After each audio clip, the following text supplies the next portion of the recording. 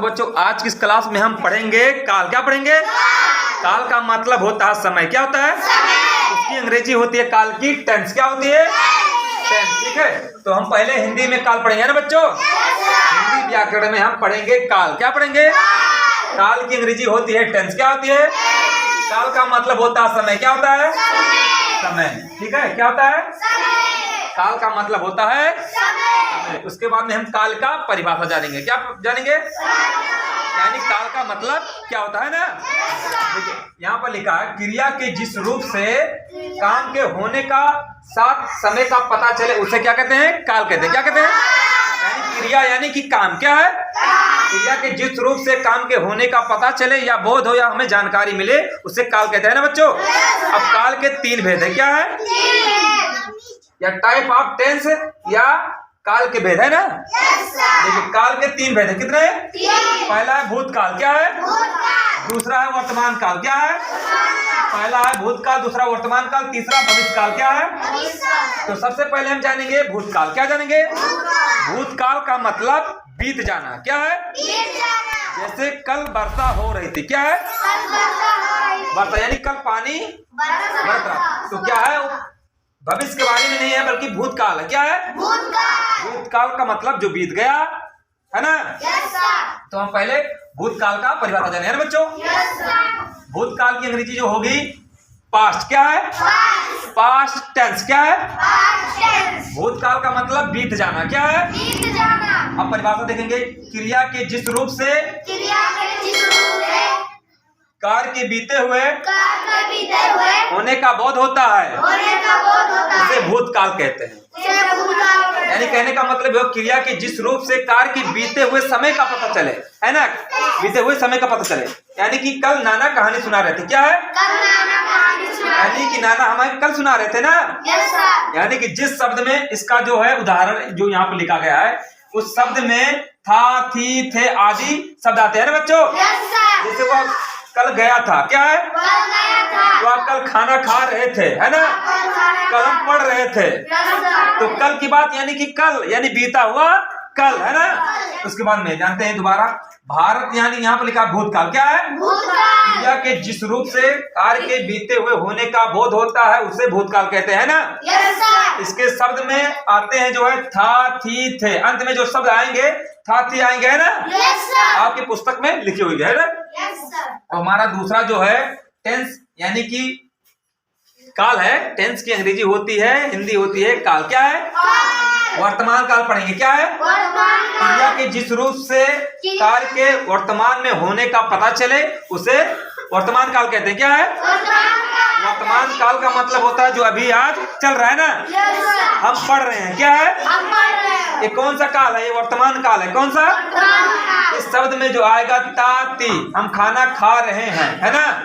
हम पढ़ रहे हैं, हम पढ़ा रहे हैं। तो ये क्या है? वर्तमान काल है। क्या है? यानी कि जो अभी चल रहा है ना।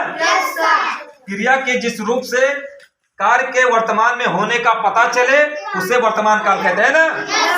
इसके जो शब्द हैं ता, ती, ते, हैं, है ना, हे, हैं, ये जो शब्द है आएंगे है ना अंत में। अब यहाँ देखेंगे भविष्य काल। क्या देखेंगे? भविष्य काल की अंग्रेजी होती है फ्यूचर। कहते हैं आप अपने फ्यूचर के बारे में कुछ सोचे हैं, यानी भविष्य के बारे में कि क्या होगा, आप बड़े होकर क्या बनना चाहते हैं या आप आगे क्या करेंगे। तो भविष्य की चिंता लोगों को रहती है ना अपनी। देखिए यहाँ भविष्य काल। क्या है? भविष्य काल की अंग्रेजी होती है फ्यूचर टेंस। क्या है? फ्यूचर का मतलब भविष्य, तो टेंस का मतलब काल। ओके। क्रिया के जिस रूप से क्रिया के आने वाले समय में। क्या है? आने यानी कि हम कल बाजार जाएंगे। क्या है? यानी जिस शब्द में जो होता है गा, गी, गे, गो शब्द आता है वो क्या है? भविष्य काल। क्या है? यानी हम कल पढ़ेंगे। क्या है? हम कल पढ़ने आएंगे। तो ये क्या है? भविष्य काल। यानी कि हम कल पढ़े आए आना है, ठीक है। तो भविष्य की बात हो गई है ना। तो पहले हम परिभाषा जानेंगे बेटा। ठीक, क्रिया के जिस रूप से क्रिया के आने वाले समय में पूरा होने का बोध होता है उसे हम भविष्य काल कहते हैं ना। देखिए इसके शब्द जो होते हैं गा, गी आदि आते हैं ना। तो आपको हम दोबारा रिपीट करके बताना बच्चों। तो आज हम पढ़ेंगे काल। क्या पढ़ेंगे? काल का हिंदी होता है समय। क्या है? समय। और काल का जो अंग्रेजी होता है वो है टेंस। क्या है? टेंस। क्या है? यहाँ पर काल की परिभाषा हम सबसे पहले जानते हैं, क्रिया के जिस रूप से काम के होने के साथ समय का पता चले, है ना, उसे हम काल कहते हैं, है ना बच्चों? काल 3 प्रकार के हैं। कितने? 3। पहला है भूतकाल। कौन सा? भूतकाल। दूसरा वर्तमान। तीसरा भविष्य काल। अब पहले हम भूतकाल को जानते हैं, ठीक है। पहला भूतकाल जो है, क्रिया के जिस रूप से कार्य का मतलब काम। क्या है? जब कभी कार्य का मतलब होता है काम, है ना, काम के बीते हुए होने का बोध होता है, उसे हम भूतकाल कहते हैं। भूत का मतलब होता है बीता हुआ, है ना बच्चों?